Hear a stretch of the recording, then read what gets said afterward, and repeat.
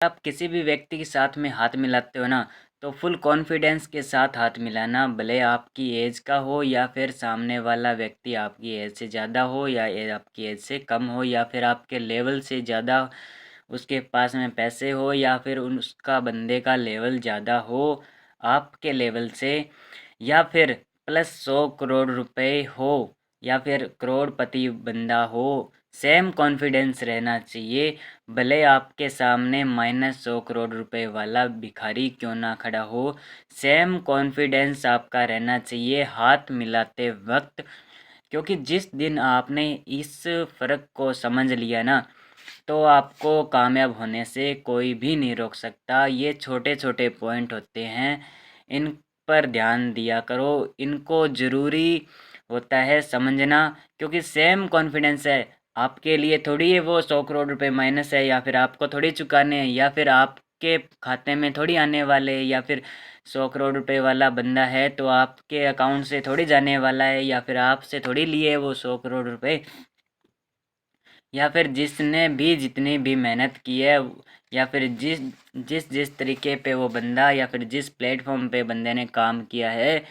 वो उसका रहन सहन उस प्लेटफॉर्म से ही बना है। तो आपको कोई टेंशन नहीं है कि किस तरीके से किन परिस्थितियों के साथ वो आज आपके सामने खड़ा है। बढ़िया कॉन्फिडेंस के साथ बंदे के साथ में हाथ मिलाना चाहिए। और आपको है ना, सेकंड पॉइंट है, लंबी रेस का घोड़ा बनना है, ना कि शॉर्ट टाइम आप कोई भी डिग्री करो या फिर जो भी आप काम करो, तो आपको शॉर्ट टाइम के लिए नहीं करना, आपको लंबा चलना है, लंबी रेस का घोड़ा बनना है। मान लो कि आपने कोई भी शॉप स्टार्ट की है, तो आपको उसके अंदर फुल आगे तक बड़े लेवल तक काम करना चाहिए। देखो लाइफ के अंदर है ना, यू टर्न नहीं है, वापस मुड़ने का कोई भी रास्ता नहीं है, सामने चलना है, सामने चलते चलते बड़ा करना है कुछ। और जितने भी आपके सामने सक्सेसफुल बंदे या सक्सेस हुए हैं, उन बंदों को देखो कि उन्होंने किस प्रकार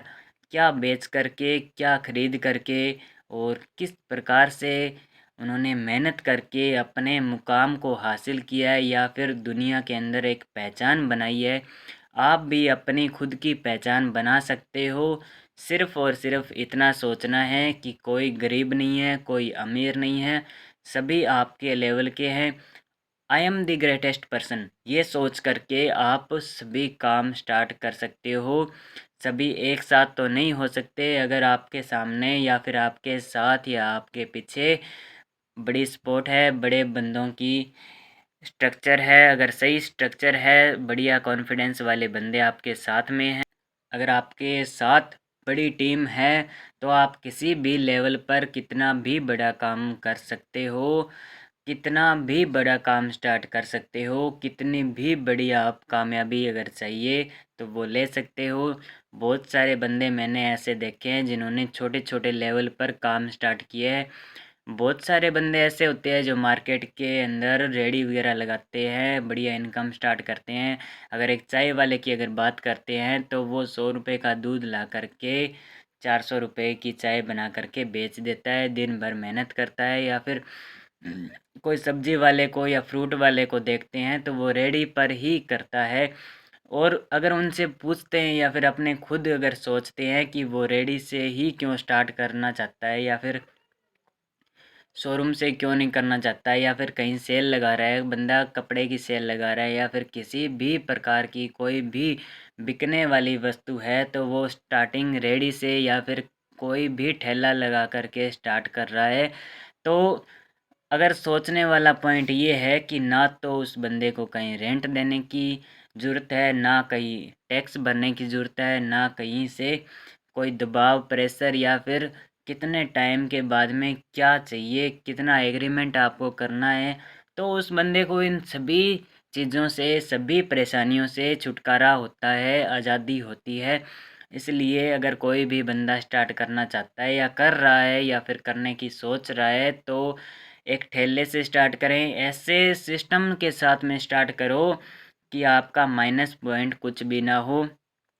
कहीं ऐसा ना हो कि लॉन्ग टाइम तक अगर अपना माल बिके ना, या फिर कोई ऐसा सिस्टम जो ख़राब होने वाला है, तो अगर अपने घाटे में नहीं बेच सकते, कहीं स्टोर करते हैं तो स्टोर करने की सुविधा भी होनी चाहिए। या फिर अपने कपड़े की सेल लगाते हैं तो अपने को ऐसा सिस्टम पता होना चाहिए, इस सिस्टम के साथ में स्टार्ट करनी चाहिए कि अपना माइनस पॉइंट कोई भी ना हो, ना अपने को टैक्स चुकाना पड़े, ना किराया भरना पड़े। जैसे ही आपके पास में खुद के पैसे हो जाए तो आप एक बड़े लेवल पर दुकान कर सकते हो, छोटे लेवल से स्टार्टिंग होकर के एक शोरूम तक आप लेके जा सकते हो। देखो बहुत सारी आपको वीडियोज़ ऐसी मिल जाएगी जिसके अंदर आपको ये बोला जाएगा कि अगर आप 25 लाख रुपए कहीं से ये कर लेते हो, लोन उठा लेते हो, या क्योंकि आजकल बहुत है ना, लोन वगैरह की सुविधा बहुत अधिक चल रही है कि हर बंदे को जिनके पास पैसे है तो उनको ब्याज चाहिए, ब्याज के बदले में वो पैसे दे देते हैं। तो मैं ये एडवाइस नहीं देता कि आप कहीं से या अपने माँ बाप से 25 लाख रुपए, 30 लाख रुपए या ज़्यादा भी या फिर कम भी आप पैसे उधारे लो और एक बिजनेस स्टार्ट करो। उसके अंदर अगर आप फ्लॉप हो जाते हो तो बहुत बड़ा नुकसान हो सकता है। और सबसे मेन बात यह है कि फ्लॉप और चलना वगैरह ये तो आपके टैलेंट पर डिपेंड करता है, या फिर आपके जो टीम है आपके साथ में उस पर डिपेंड करता है कि किस तरीके के व्यवहार और किस तरीके की टीम के अंदर बंदे हैं, उन सब पर डिपेंड करता है कि चलेगा या नहीं चलेगा। लेकिन मैं आपको बता देता हूँ, उन पैसों से आप अधिक ज़्यादा इतने लेवल पर आप काम नहीं कर सकते कि इतने पैसे आप संभाल नहीं पाओगे जितने आपने सोच रखे हैं आइडियाज़, उन सभी आइडियाज़ पर आप काम नहीं कर सकते, क्योंकि आपको उस पैसे की कीमत पता नहीं है। आपके लिए सिर्फ वो 25 लाख रुपए है, लेकिन वो 25 लाख रुपए अगर किसी से उधारे लिए तो उस बंदे से पूछो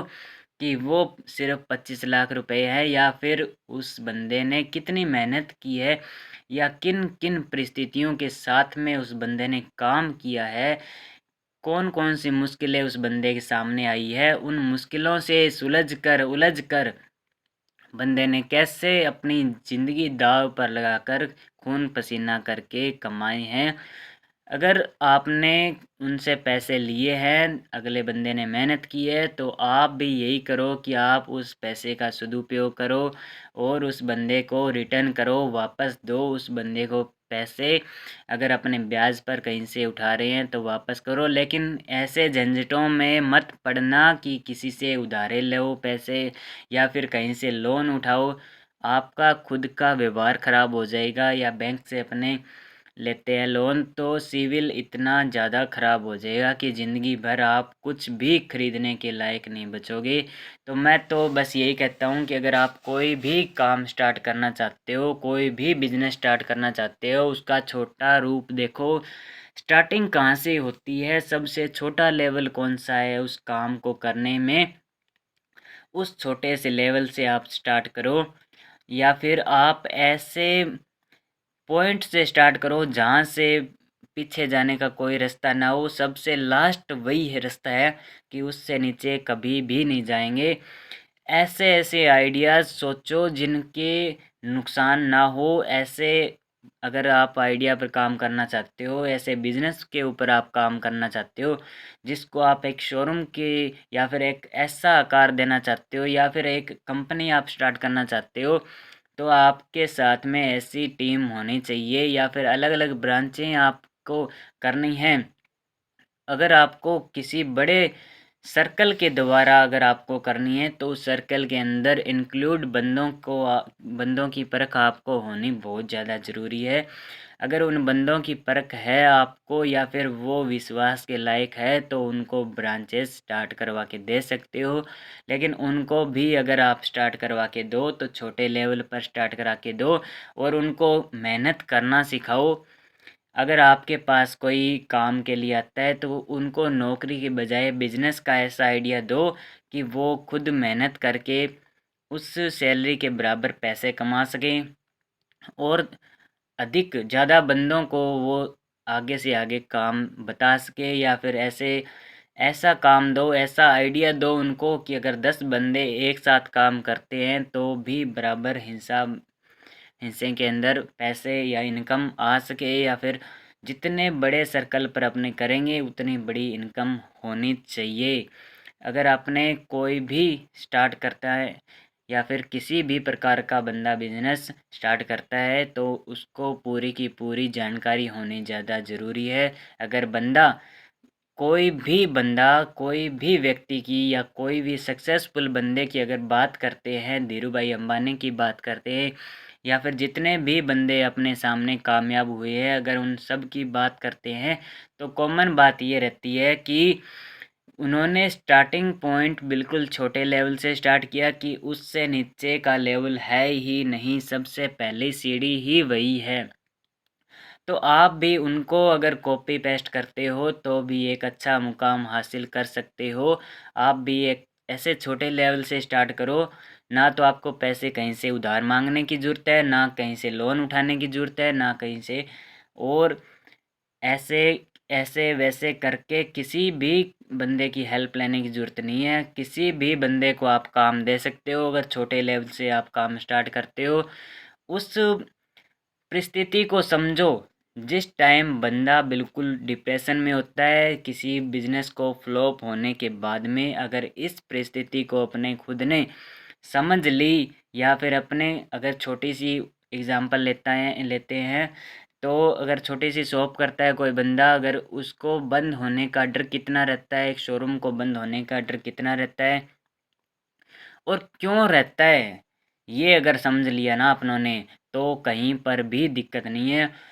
क्योंकि काम अपने चला सकते हैं, कर सकते हैं, क्योंकि पॉजिटिव थिंकिंग के साथ साथ अगर नेगेटिव थिंकिंग अगर आप रख के चलते हो कोई भी बिजनेस स्टार्ट करने से पहले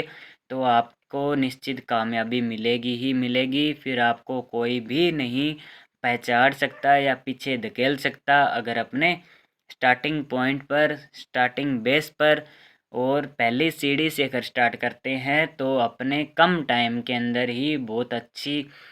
सीढ़ियाँ चढ़कर बड़े लेवल पर अपने पहुंच सकते हैं। तो बात यहाँ से स्टार्ट होती है, या फिर यहाँ से आप शुरुआत करो कि छोटे से छोटे लेवल उस काम को करने का जो पहली सीढ़ी है, पहला तरीका है, उसको इस्तेमाल करके आप स्टार्ट करो